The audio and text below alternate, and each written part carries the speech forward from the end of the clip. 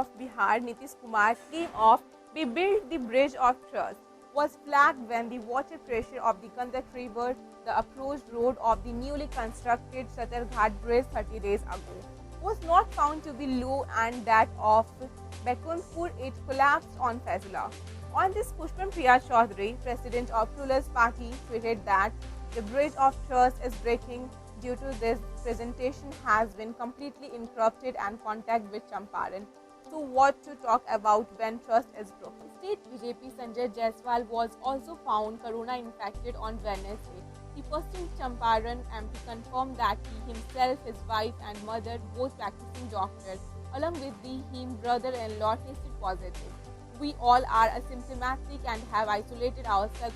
The Center of Women's Studies in Patna University has conducted quite a few surveys and webinars focusing on socio-economic condition of migrants during the COVID-19 pandemic.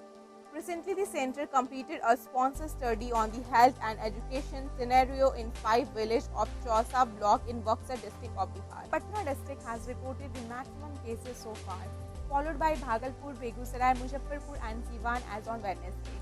An official of State Health Department said urban areas were more affected because of commercial activities and congested localities. Markets were open and there was huge rush to buy things after the national-wide lockdown. Also, houses in cities are built in proximity and there are more chances of passing on the virus from one building to another. The discussion of the state governments to extend the COVID-19 lockdown till July 31st has compelled many construction workers, employees of retail stores and delivery boys to return to their native place. Bihar Chapter of Builder Association of India President Sachin Tandra told their newspaper on Wednesday many builders have complained that skilled workers are heading for their hometowns.